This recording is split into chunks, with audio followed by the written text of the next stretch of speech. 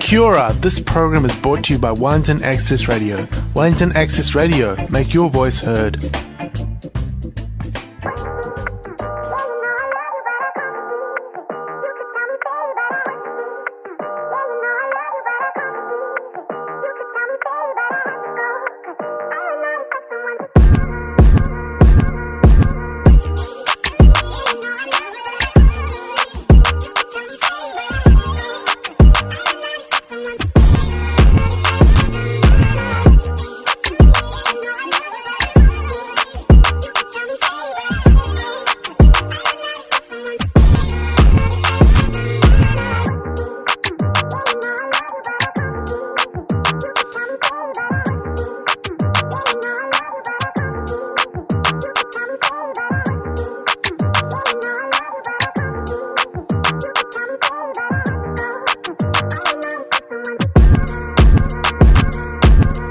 Welcome back to the Blackhouse.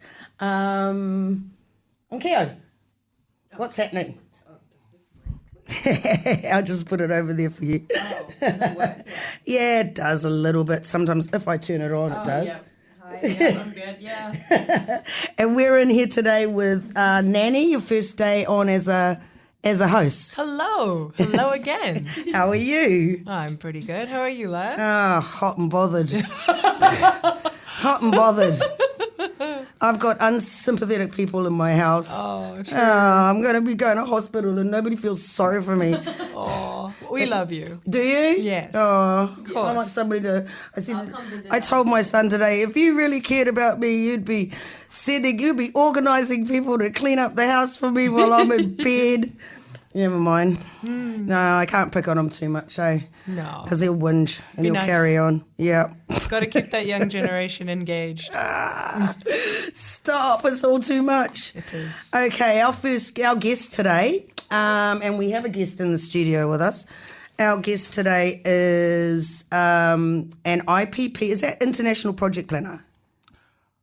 Is that what that means? Yes, it's actually immediate past president. Oh, immediate past president, sorry. I got that completely wrong. And convention planner at the Project Management Institute of New Zealand. He's a founder of Global Consultants Limited in 2019. You're described as pragmatic, capability builder, and leader with over 2 decades experience in technical business portfolio change program and project management.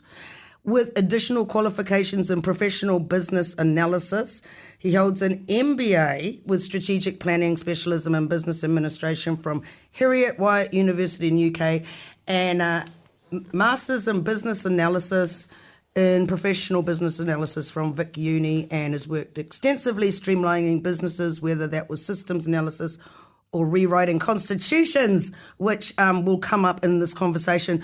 And your skill set list is substantial. I'd like to welcome Kosam Nyamdela. Yes, that's right. I said it right. Phew. First time. I'm terrible with pronunciations when I'm speaking it out, but when I'm saying it in my head, it's actually right. And I know something happens between here and here. Hits the palate and just falls off. Yeah, I think so. So this is quite a CV, and I won't say that I've never heard of I have never heard of PMI before. So that's a question I'm going to ask you a little bit later. But first of all, can you just tell us a little bit about yourself and your personal background outside of your profession and what your connection to Africa is? Right. Thanks for having me. I'm quite delighted and honored to be here. I'm from Zimbabwe. I came to New Zealand in 2002, and I've been here since. So you can say that I've become more or less a Kiwi. Good. And we got to have more Africans claiming the identity. That's the way I see it anyway. Definitely. So my background generally, work-wise, is I've been a broadcast engineer and a telecommunications engineer. Then when I came to New Zealand, I continued doing that and changed into project management later. And that culminated in me being the president of Project Management Institute of New Zealand. So that's me in a very small nutshell. The Project Management Institution. So is that like a consulting firm, or is it something that you work like from home doing, or do you go to an office and do that and pick projects around Wellington or around the world? Right. So it is a membership organization. Right. The mother of it is based in the US, and it's a global organization. So the New Zealand chapter is an affiliate of that global body, but it is an autonomous body in its own self. So in New Zealand, PMI NZ represents project management in New Zealand. And it is a membership body with approximately 1,500 members. Oh. Yes, and most of the members are project managers, program managers, portfolio managers. Some are directors, some are even owners of companies, general managers, and so on and so forth. So it's quite a robust professional body.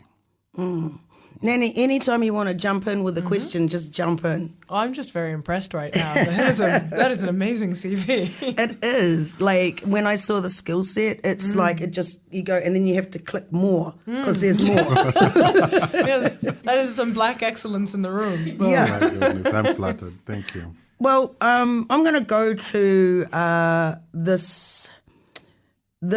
Can you tell me, because this kind of like a two-part question. Right. You've been nominated for a role on the ACCW, thanks to yours truly. So, because I like the stuff that you said, and I was very impressed with the white paper, which I printed out and didn't bring with me, okay? But your white paper really talked about how we could organise the ACCW in a lot more, I think, what I read, but a much more transparent way. Mm-hmm. Can you tell me how your skill sets that you have are transferable to a role in the ACCW? Right. So I've been on the board for Project Management Institute for almost 5 years, and about 2.5 of those as president. And during that time, I've led some transformations, including 2 constitutional reforms that we did to create a more professional leadership. When I became president, it was mostly project managers on the board. But what I set to do was to diversify the talent and skills on the board so that all the skills were represented, because we needed to grow, which means we needed somebody who does marketing. We needed to communicate well, so we needed to have somebody who was a specialist in communications. And our finances also needed somebody who was proficient in accounts, so we got a chartered accountant. And that was the kind of thinking that I had, that if we had appropriately qualified and well-distributed board, then their decision-making would be internal and more informed, and it would cover the whole gamut of aspects that we need for a professional body to grow. So, do you think that with the ACCW at the moment, are we focusing enough on competency rather than personality? Or is it something else that people seem to be? The way I read it when I first sort of joined the WhatsApp group, there was more focus on personality, and most of that was historical. Yeah. And people had grudges that they bore over the years. And we want to remove that personality aspect out of the leadership and make it more about what we want to do rather than who does what. So we will focus on issues rather than people. Right. And get those things sorted. So that is what I really would like to see happen there. That is a powerful direction. Thank you. Yeah. Okay. I'm going to go to next question. I read in your LinkedIn bio that you've had quite a lot of experience with constitutions and governance of various companies like you've just shared with us now. Tell me about that kind of work, what it entails and how it will be valuable to the current ACC constitution confusion. Because there seems to be a lot of confusion. There seems to be a lot of questions being asked and not being answered, and we don't know who it is that we're supposed to get the answer from. And then if the answer isn't known, it's not being said that we don't know the answer to that, and we will get back to you at some stage with an answer. What do you think could be improved about this whole process? Right. So first off, what's required is transparency and consultation. So you need to get input from members in terms of what they want to see in the Constitution and stuff like that. So taking you back a step in terms of my experience in that kind of thing, the Constitution itself does not need to be very specific on stuff like even elections and stuff like that. So it's sort of, if it is very specific, then it restricts any changes. Yeah. Because you can't be changing the Constitution every year. It has to be a document that is stable, and that is a definition statement for the organization.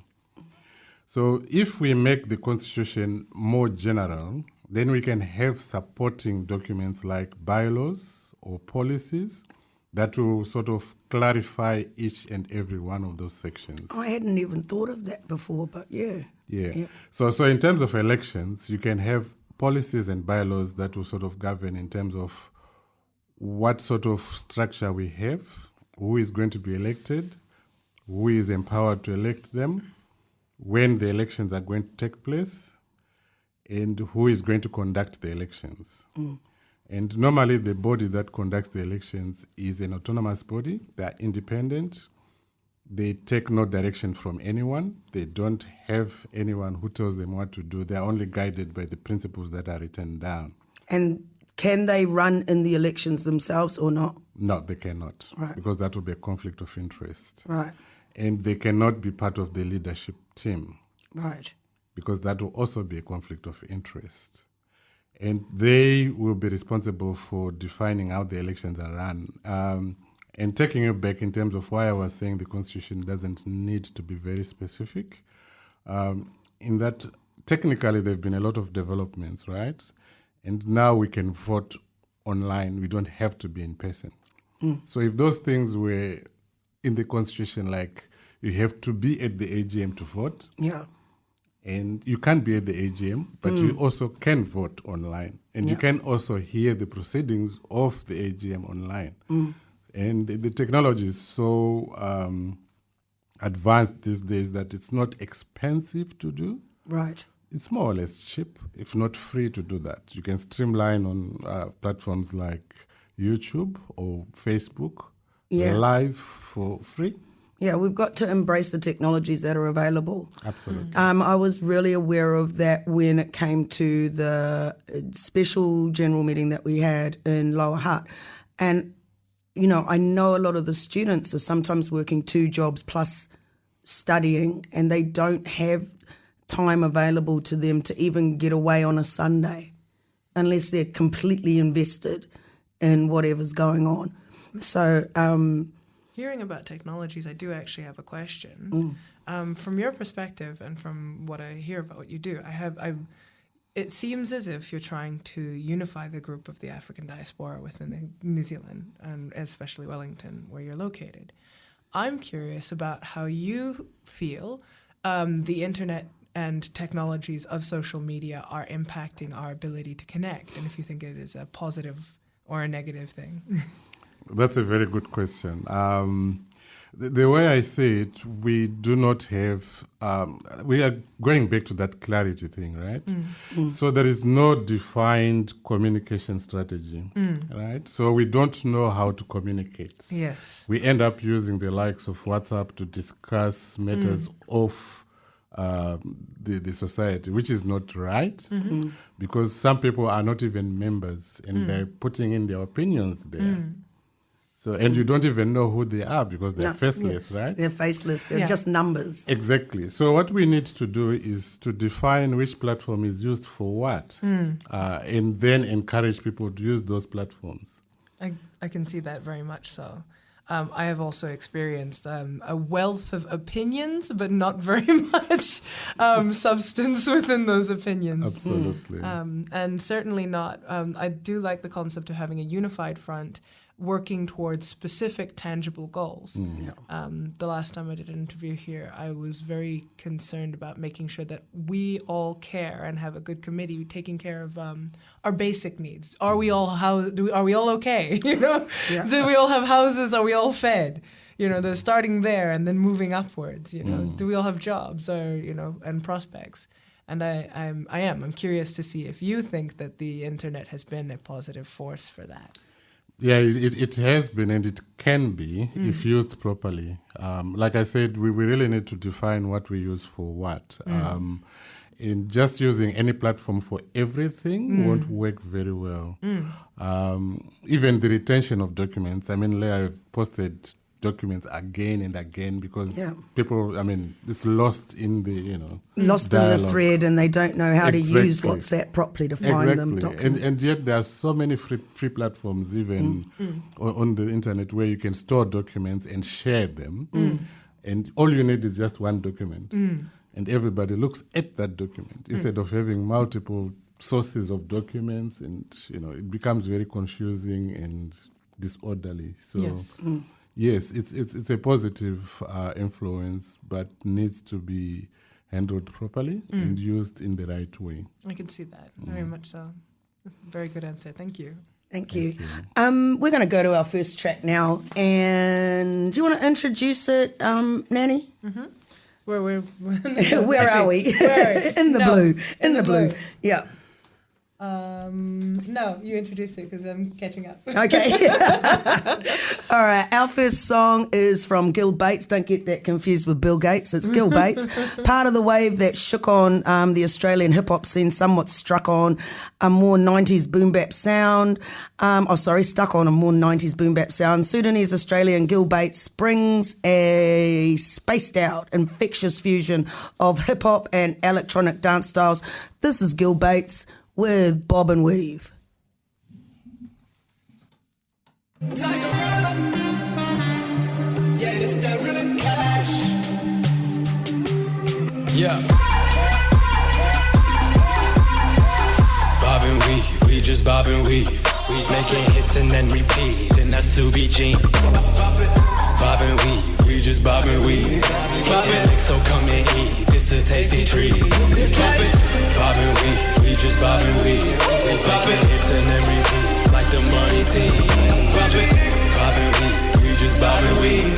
Making hits and then repeat, like the money team. Gorilla Cash gon' roll a tulip, super smash, I need a two-up. No days off, no Ferris Bueller. We be shining like a jeweler, we count money with a ruler. Nike boys, we just do it. Swim like Barracuda, rest in peace to all the snooze. Then I feel like I'm T'Challa, king and protector of my people like Wakanda. And I came to get it started. This that rumble in the jungle, this that thunder down under, riding storms to the party. We just bob and weave, we just bob and weave. We poppin' hits and then repeat, and that's Subi jeans. Pop it, bob and weave, we just bob and weave. Pop it, so come and eat, it's a tasty treat. Pop it, bob and weave, we just bob and weave. We poppin' hits and then repeat, like the money team. Pop it, bob and weave, we just bob and weave. Poppin' hits and then repeat, like the money team.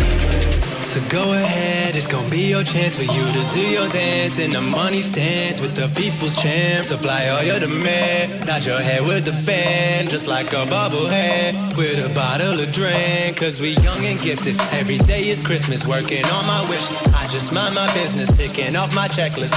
Told my mama not to worry about it, best believe we got it covered. Long as I stay focused, they ain't gotta love us. We just bob and weave, we just bob and weave.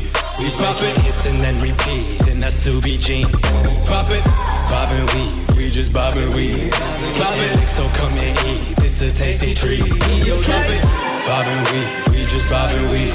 We bobbing hits and then repeat like the money team. We just bobbing we just bobbing weed. Bobbing hits and then repeat like the money team.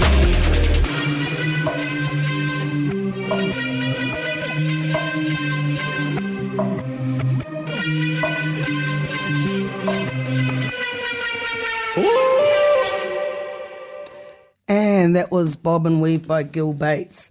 Welcome back to the Blackhouse on 106.1 FM. Next, let's carry on from where we were. Just talking about, the ACCW and what do you see, Kosam, as the biggest hurdle the ACCW would need to address immediately? Right, so we need to sort ourselves internally before we even start doing anything externally. Because like I wrote in one of my submissions on WhatsApp, it's like we do not have a one approach to things. It looks like everybody's free to do whatever they want. And what happens most of the time, if we do that externally, we are seen as a disorganized group, and no one is going to pay much attention to what we do. So we really need to organize ourselves internally and decide, one, who does what, which is going to be done at the elections to start with, in terms of who is going to be the leadership or whatever they're called. And then from there, we are also going to need to define our purpose. Why are we here? What are we doing? Who are we representing? What does it mean to represent? So all those questions need to be discussed and decided. And once we do that, then we decide, okay, how best can we further these things that we have said we are going to be doing? We need to create other committees, maybe subcommittees of people who are actually going to do the heavy lifting in terms of the operations. Operations, right. Right. So those operations will decide, okay, if we're going to have an arts committee or something, then that arts committee is going to look at things like performances, events, and the like. Then if we're going to have an advocacy kind of committee, then that would look after advocacy, and we'll look for people who have done that before, to make sure that we don't start from nothing. And in any of those, we also need to make sure that we do have some form of balance. One, in terms of gender. Two, in terms of age, because we tend to have a lot of disparity in terms of who is involved in doing what. The decision making. Exactly. Yep. So even at leadership level, we really need to have younger people involved. Be they girls, boys, or whatever, but they really need to be involved at that level because they are going to be taking over eventually. And we can also have things like education and upskilling, and we decide what we need to do there as well. But that will be later on down the line once we have sorted ourselves out. I have an immediate question, actually. Of course. Do you have a vision for how you will connect to the youth contingent of the Black diaspora in Wellington or in New Zealand as a whole? Like, do you know how you would attract youth? Because they are famously dislocated and just completely disassociated. That's a good question. I mean, it's like charity begins at home, right? We do have parents. Children have parents. Yes. So those parents should start with their children. Talk to them, get them interested, get them engaged. If they want to have their own groupings, allow them to do that. And just have them report in terms of what they're doing so that we have somewhere where we can capture that. So you're using the parents as spies? For starters. And that is very African, right? Yes, very. It works, though. I'm not going to lie. It does. Yeah, I think what you're saying there about capturing the youth and is being quite problematic up until this point. We did have one meeting where a number of youths turned up with their parents and then after that they kind of dropped off again. What do you think? What do you think we should be doing differently, or what, besides the parents, spying on their kids? Besides that, like. Right, so parents are a start, right? Yeah. So, like you said, they come once. I've seen that also happen at PMI in that where senior people came with their juniors and showed them around, and they never came back, right? Right. So, mostly because they find the environment intimidating, right? The atmosphere is very serious, and it's something that they're not used to. So, they're not comfortable. So we need to talk to them, find out what they want. What is it that they want? What do they want to see happen? That was something that I was thinking of, and I was wondering if you've seen this or if you agree with this. But for me, as a person who's grown up here, who identifies as being African, I famously say I've never been white a day in my life. So I don't care what Africans want to view about that. I don't know what that experience is. But having grown up here and having the influence of Māori community and Pacific Island community, the way they deal with their youth is quite different to the way that they deal with, all the adults in a room. And I've seen this sort of thing happen before in the 80s where, especially with the Pacific Island broader community kind of having to come together after a period of quite a lot of segregation and infighting and what have you. So I'm wondering, when I look at what's going on with the ACCW, that perhaps we should be having maybe dual meetings with, where the older people come along, and meetings where the younger people get together, and then they bring. Is that something that you sort of envisage as workable? Absolutely. That is a very good approach. But we need to get the youth first to come in, and then we provide them with that platform. So they would need a place to meet. They would need they would tell us what topics they want to discuss, and we publish those. Right? And they also publish them using their means, whether it's tweet or whatever they use these days. I'm not too sure. But TikTok. I heard it's TikTok, and a dance has to go with it. Like a wire has to go with everything you do. Exactly. And if they are meeting with people of their own age, they are identifiable, right? And they have similar experiences, and they can share those amongst themselves. That works very well. But if we try and have mixed meetings all the time, it's not going to work. No. And, all right. So, where am I? I do actually have another question. Yeah. I mean, so when it comes to the youth contingent, I meaningfully care about the Black diaspora and the youth contingent. I spent a lot of time as a tutor doing, art tutoring and youth group organizing a long time ago. But the thing that I really found is that it isn't hard to engage those youth. They're hungry for what you're offering. They're starving for what you're offering, but you do actually have to make it feel right. So immediately my question is like, so in the concept of having two different groups and, having to give them a space, I remember being a young girl in Wellington streets and really wishing there was a space where I felt like I was welcome and it was home. And so my question to you is like, if you were to make a space like that, do you have a vision for that? And if so, what would it be?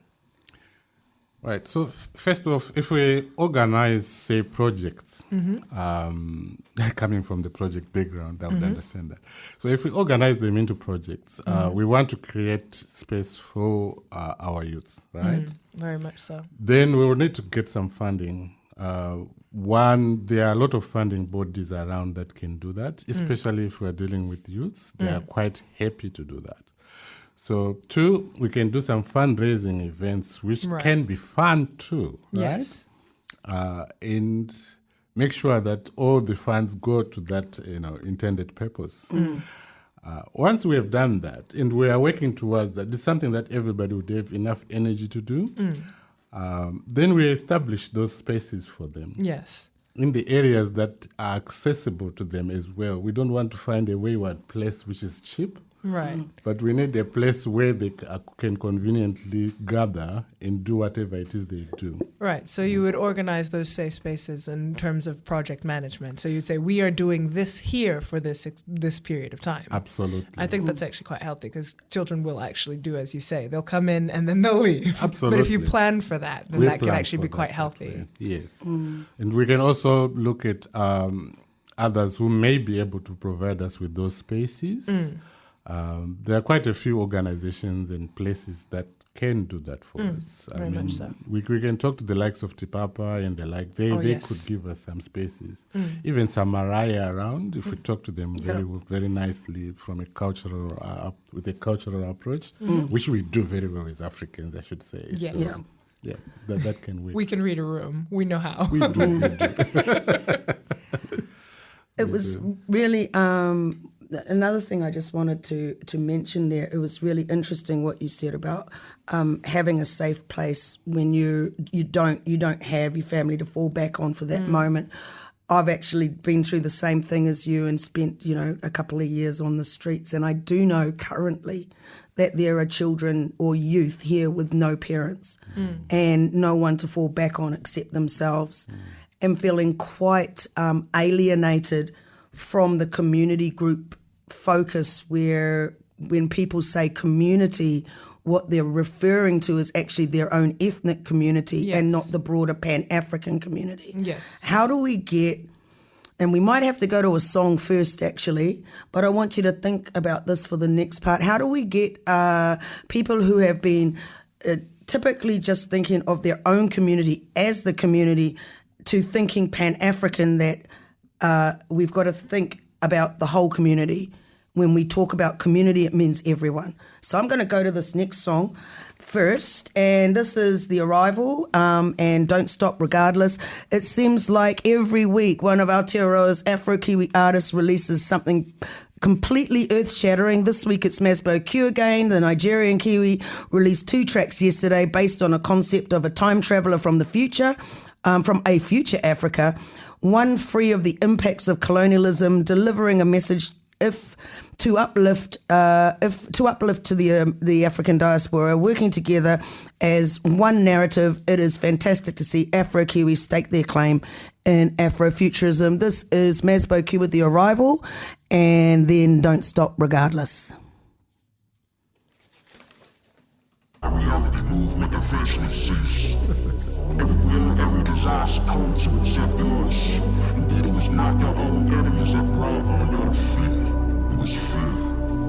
As soon as the baton touched the sweat of our palms, we knew what had to be achieved. Nothing that had been unseen, but everything that has not yet been realized. I'm from a different star shine, a world that exists way different than your kind. Ain't nobody groomed to be bred into hard times, and ain't no mother moon for their son doing hard time. And we like the hard grind, not for real estate or cream. No, we do it for the love and to elevate the teams. Poverty of pigment never reigns supreme. We brought to being where radicals dreamed that I'm an actual king. I grew up, never questioned the glow up, never scatter reflections. Love us so God showed up. You deserve an Olympic gold, wrestling with an identity that don't fit the mold. We be like, we the Bambinos, the chiefs of tomorrow, and we be like, and we made it this far cause we said we don't stop regardless. But they wanna take us back to yesteryear. We don't stop regardless. They think we got every reason to feel. We don't stop regardless. Don't you know we made it this far cause we said we don't stop regardless. Oh no, we don't stop regardless. Nah, we gon' run it all day. We gon' run it all day. We gon' run it all day. We gon' run it all day. We gon' run it all day. We gon' run it all day. We don't stop regardless. Ha. Yeah. We gon' run it all. Yeah. We gon' run it all. But listen, we living life so free. The freedom never free, so there's a price so we. If you can count the cost and unite strongly, then we a manifestation of what life gon' be. We do what we choose. I chose awful release. Call me Pablo, the way I sent my bars overseas. Exploited a mistake. mistake on the part of the beast who underestimated the sons and daughters of queens. Like, we the ones that blood ball, we're who they run from. We be like, and we made it this far cause we said we don't stop regardless. But they wanna take us back to yesteryear. We don't stop regardless. They think we got every reason to fail. We don't stop regardless. Don't you know we made it this far cause we said we don't stop regardless. Well, no, we don't stop regardless. Nah, we gon' run it all day. We gon' run it all day. We gon' run it all day. We gon' run it all day. We gon' run it all day. We gon' run it all day. We gon' run it all day. We gon' run it all day. We gon' run it all. We don't stop regardless. Yeah, I said we don't stop regardless. Every time we work, we don't stop regardless. Even when we die, we don't stop regardless. Even when it hurts, we don't stop regardless. Yeah, I said we don't stop regardless. You better believe we don't stop regardless. Ha. Yeah, look, we don't stop regardless. Hey, we gon' run it all. Yeah, we don't stop regardless. Look, we don't stop regardless. Welcome back to the Blackhouse. We're having a chat about the ACCW, and we also just mentioned something about Pan-Africanism and whether, when we're talking about community, how much are we going to have to, I don't even know if this is re-educating, but teaching people to think when they're talking about community, if you're going to be part of the ACCW, it's a Pan-African perspective. It's not about your own particular ethnic community. It's about the entire community. I mean, I know that in one country, and I've been told by my mate, you don't have to say that all the time, but it's true, that Nyerere made his ministers work in other communities. That was their job. They weren't allowed to work in their own community. And this was all about, you've got to stop thinking that this group is the only group that matters. There are other people in these that are part of this big group of. What do you think of those ideas? That is a very good question. And I would like to take you back to the colonial days when the colonialists used divide and rule or divide and conquer to get their way. So African communities were actually united to start with. Then they were divided in terms of ethnic origin, their ancestors, and so on and so forth, even languages. And I've seen a lot of languages that were created out of those divisions. Yeah. So that, as you know, if there are, say, 100 people and you divide them into, say, 4, that's 25. So the 25 won't have as much voice as the 100. Yes.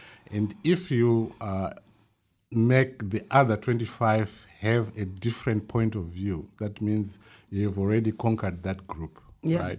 So now coming back to this African community, even in Africa itself, there have been a lot of attempts to try and unite the nations and so on and so forth. And that has been very difficult because of the traditional ways of colonialism that are sort of ingrained into people. But in the diaspora, there's not that many of us here.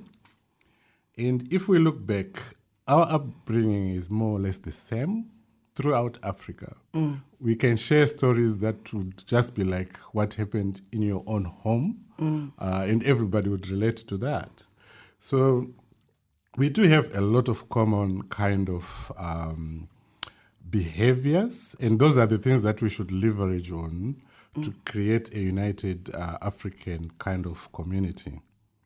And when we do that, we also need to educate those within our own groups that it is the unity factor that works for us, and that we should also go out there and tell everyone that, look, guys, we are Africans, right? Let nobody tell you that, you are better than that one, or you are better than this one, because that will sort of give us that divided kind of front, and the fewer we are, the less the voice we have. Yeah. So we really need to work together as a united front, but with one voice, which means we need to sort of have that information made on a platform where everyone can access it, instead of having a scatter kind of approach that we have now. Yeah. Again, I have another question as regards that. I'm very much for the unified front concept, but I have seen in other cultures and even within a single home, one of the things that will happen is almost an erasure of individual stories and individual self in the reach for collectivism. And I wonder if you have a perspective on how to help people bolster their own stories in order to become unified in the ability to share. Or if you think it is something where you have to put your individuality aside in order to walk forward as a group. If you think that there's a sort of trade-off. Right, so that's a very, very good question and a difficult one. Sorry. Right, so I'll just try and answer it this way. Individualism is easier to recognize if you reached a certain level of maturity. If you haven't reached that level of maturity and you start with individual acknowledgement, you will never reach the level of maturity that you need to sort of be identified as a group. Right. So if we sort of leave that individualism aside and work together and create a collective identity, then it's much easier as a collective to revert back to those individual ideologies because we have accepted our collective identity and we know who we are as a collective.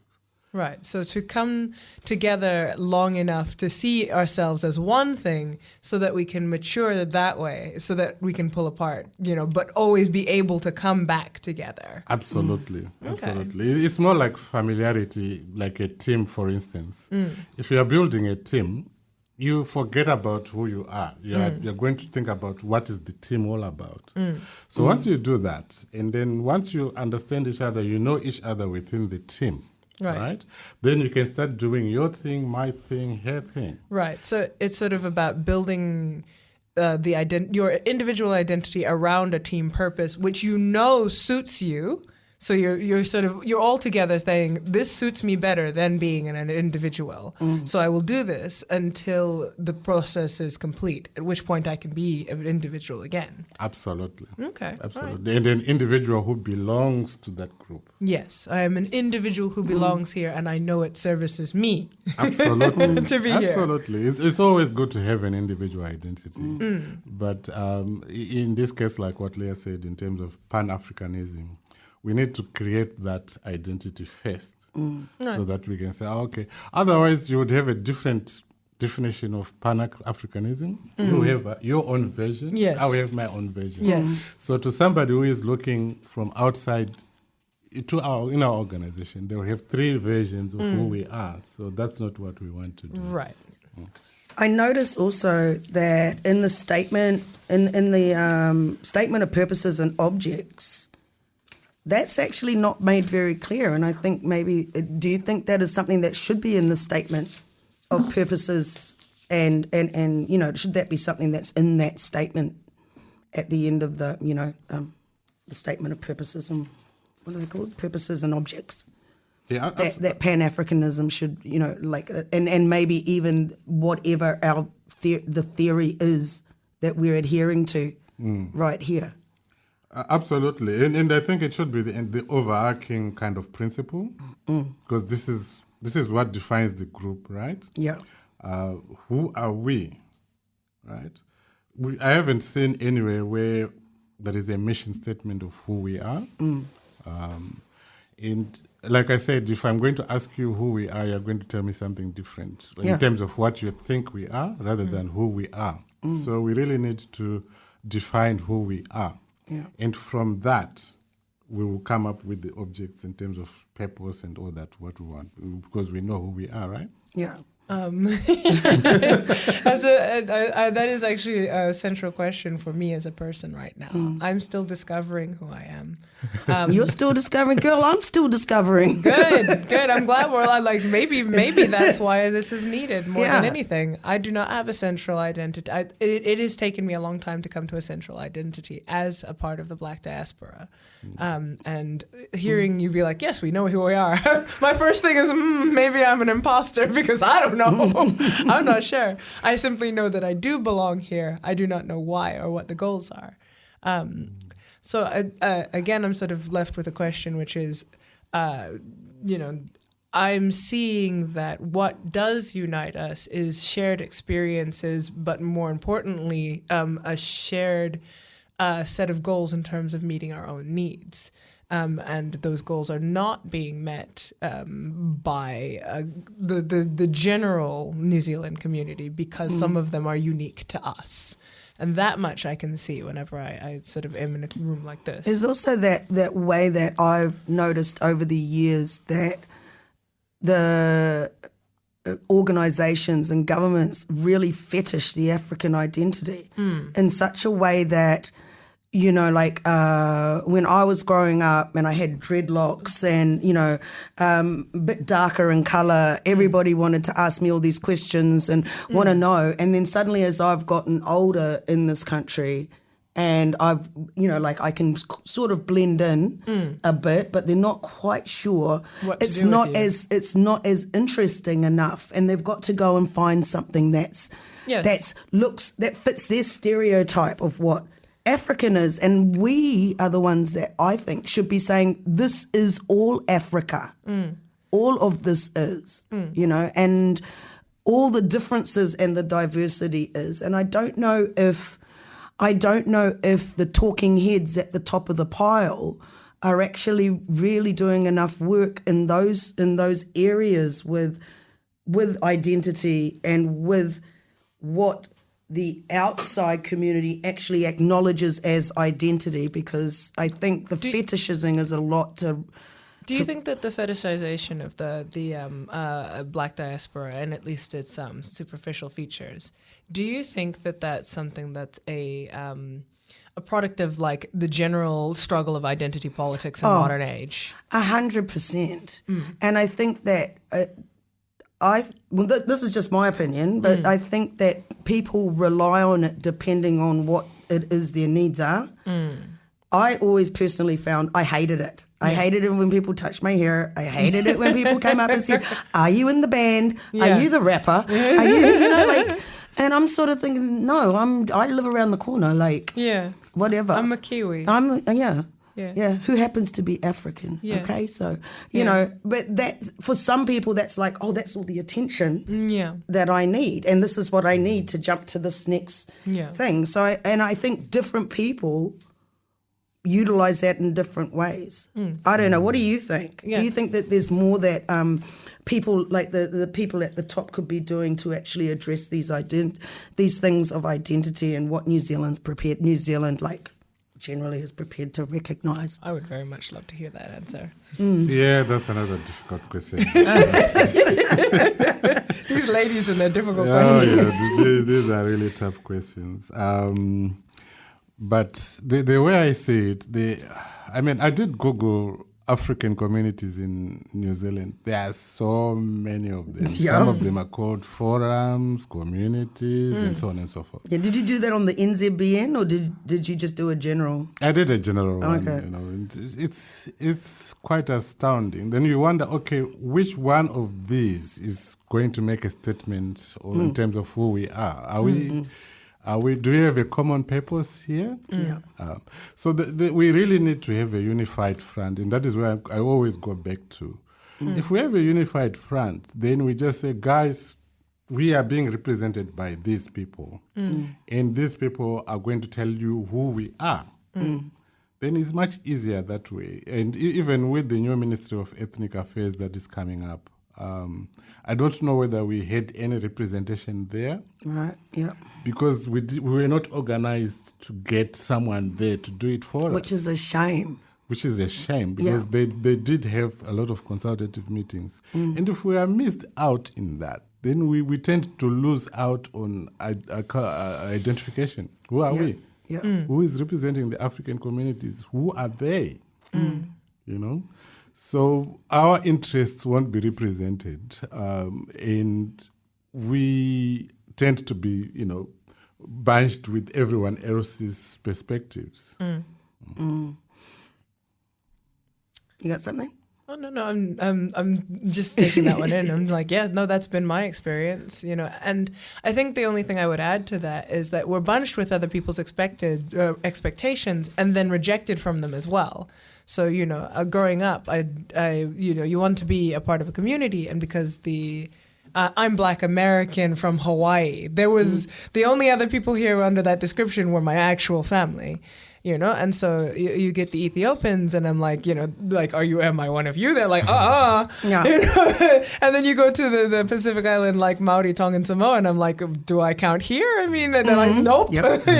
And the Maori are like, yeah, well, we're not going to kick you out, but you're not one of us either. Yeah. So you're bunched with a whole bunch of people who are then immediately reject you. Yeah. So if I had one particular need, it would be to find a group which knew I was a part of them before I did, because the search for me took years and years and years, and a lot of pain and heartache, and rejection and self-rejection before I began to find a community that identified me as their own. Absolutely. You really need acceptance. I mean, that's a human need, right? Yes. We need to be accepted as humans. Yes. Okay. Do I fit in this group?